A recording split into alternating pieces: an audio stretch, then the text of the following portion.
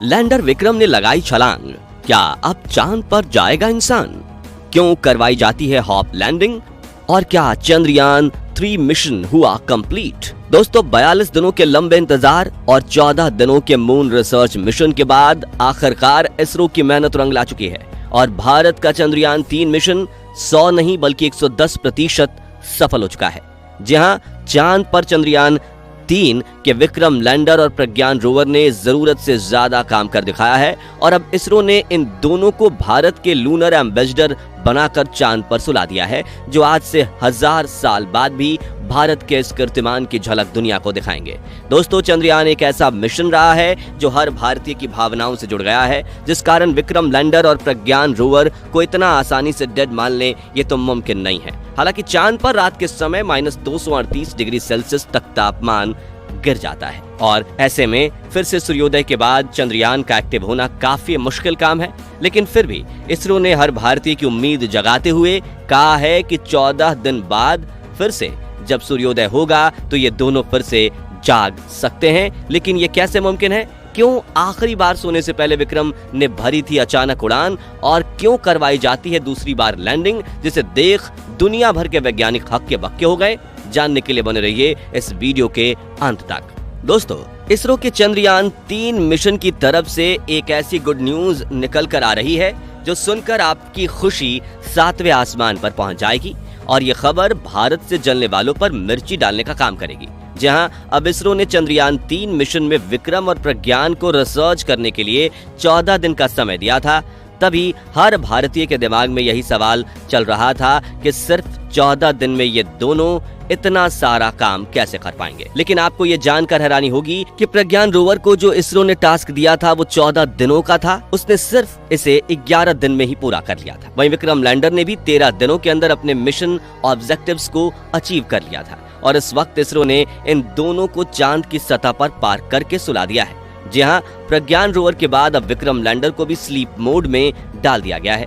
56 दिनों की कड़ी मेहनत के बाद अब भारत का विक्रम लैंडर आराम कर रहा है। इस दौरान विक्रम लैंडर और प्रज्ञान रोवर के सभी इक्विपमेंट्स को बंद कर दिया गया है और रिसीवर को ऑन रखकर इन्हें शट डाउन कर दिया गया है और अब उम्मीद की जा रही है कि 22 सितंबर 2023 के दिन जब चांद पर फिर से एक बार सुबह होगी, तब सोलर एनर्जी से किक स्टार्ट होकर ये दोनों फिर से काम करने लगेंगे। लेकिन साथियों, चंदा मामा की गोद में सोने से पहले विक्रम लैंडर ने एक ऐसा पराक्रम कर दिखाया जिसे देख रूस और चीन छोड़िए नासा के वैज्ञानिक भी हक्के बक्के रह गए। दरअसल 4 सितंबर की सुबह जब इसरो के कमांड सेंटर ने विक्रम को एक कमांड भेजा, तभी उसका आर्टिफिशियल इंटेलिजेंस एल्गोरिथम एक्टिव हो गया और उसने अपने तुरंत दोनों इंजन ऑन किए, जिसके बाद विक्रम लैंडर ने चांद की सतह पर फिर एक बार उड़ान भरी और कुछ दूर जाकर लैंड हो गया, जिसका वीडियो जारी करते हुए इसरो ने बताया कि हमने विक्रम लैंडर के साथ सफलतापूर्वक हॉप एक्सपेरिमेंट कर लिया है। मगर ये हॉप एक्सपेरिमेंट होता क्या है और क्यों विक्रम ने खुद को जोखिम में डालकर चांद पर जंप किया था? आइए बताते हैं। दोस्तों, आसान शब्दों में हॉप एक्सपेरिमेंट का मतलब होता है किक स्टार्ट करना और ये एक्सपेरिमेंट इसलिए किया जाता है ताकि ये देखा जा सके कि चांद पर लैंडिंग करने के कुछ दिन बाद क्या लैंडर कमांड सेंटर से कमांड्स ले पा रहा है और उसके कंपोनेंट्स ठीक से काम कर रहे हैं या नहीं। और विक्रम लैंडर के इस हॉप एक्सपेरिमेंट की बात करें तो इसरो के मिशन ऑपरेशन कॉम्प्लेक्स ने जब विक्रम को हॉप यानी छलांग लगाने का कमांड भेजा तो इसके एल्गोरिथम ने अपने सभी सेंसर्स ऑन कर लिए ताकि उड़ान के दौरान डेटा रिकॉर्ड की जा सके, जिसके बाद विक्रम ने अपने दोनों इंजन ऑन किए और चांद की सतह से करीब 40 सेंटीमीटर ऊपर उठा। फिर इसने अपने सेंसर्स का इस्तेमाल करके खुद की चारों तरफ देखते हुए एक ऐसी जमीन ढूंढी जो समतल हो और जैसे ही उसे अपने लिए एक नई लैंडिंग साइट मिल गई तो इसने आगे बढ़ते हुए करीब 30 से 40 सेंटीमीटर दूरी पर फिर से सॉफ्ट लैंडिंग कर ली और इतिहास रच दिया। बेशक ये उड़ान थी वो बहुत ही छोटी थी, लेकिन विक्रम ने सिर्फ 40 सेंटीमीटर का एल्टीट्यूड गेन किया था। लेकिन इसके स्टार्ट से इसरो को बड़ी उपलब्धि मिली है, क्योंकि इस हॉप एक्सपेरिमेंट से अब इसरो चंद्रयान 4, 5 और 6 मिशन के लिए भी तैयार हो चुका है। और हम ऐसा इसलिए कह रहे हैं क्योंकि किसी भी स्पेस मिशन सीरीज को स्टेप वाइज परफॉर्म किया जाता है। ऐसा नहीं है कि एक रात को नींद में इसरो चीफ एस सोमनाथ को चांद पर जाने का सपना आया और दूसरे दिन सुबह वो विक्रम में बैठकर चांद के लिए निकल गए, क्योंकि इन स्पेस मिशंस में बहुत सारी दौलत, रिसर्च और समय लगा होता है। ऐसे में सेफ्टी का ध्यान रखते हुए स्टेप वाइज मिशन किए जाते हैं। जैसे कि किसी भी देश की स्पेस एजेंसी सबसे पहले एक ऐसा ऑर्बिटर मिशन भेजती है जो अपनी मंजिल के पास जाए और चक्कर काट कर वापस आ जाए। फिर दूसरा मिशन इस तरह का होता है जो जाकर उस ग्रह या उपग्रह पर इंपैक्ट लैंडिंग करता है जहां भविष्य में उसे जाना है। तीसरे मिशन में स्पेसक्राफ्ट का लैंडर उसी ग्रह या उपग्रह पर सॉफ्ट लैंडिंग करता है जहां वो इंपैक्ट लैंडिंग करके डेटा इकट्ठा कर चुका है। फिर चौथे मिशन में सैंपल कलेक्शन किया जाता है, यानी कि लैंडर वहां जाता है, सतह में ड्रिल चलाता है और सैंपल इकट्ठा करके वापस धरती पर ले आता है और आखिरी में पांचवें या छठे मिशन में इंसानों को भेजा जाता है। लेकिन सैंपल कलेक्शन और इंसानों को भेजने के लिए लैंडर को फिर से उड़ान भरना जरूरी है ताकि वो साथ ले गए इंसानों को वापस धरती पर ला सके। और चंद्रयान 3 के इस हॉप एक्सपेरिमेंट में इसरो ने विक्रम लैंडर की फिर से टेक ऑफ करने की काबिलियत भी दुनिया के सामने रखती है। यानी जहां विक्रम 40 सेंटीमीटर उड़ सकता है वहीं वो 40 किलोमीटर भी उड़ सकता है और 100 किलोमीटर भी उड़कर ऑर्बिटर के पास वापस आकर जुड़ सकता है ताकि ऑर्बिटर उससे सैंपल लेकर वापस धरती पर आ सके। आपको बता दें कि नासा ने भी अपनी अपोलो सीरीज में इंसानों को चांद पर भेजने से पहले ऐसे एक्सपेरिमेंटल मिशन किए थे और अब चंद्रयान 4 मिशन में भी इसरो सैंपल कलेक्शन करने वाला है जिसकी तैयारी अभी से शुरू हो चुकी है।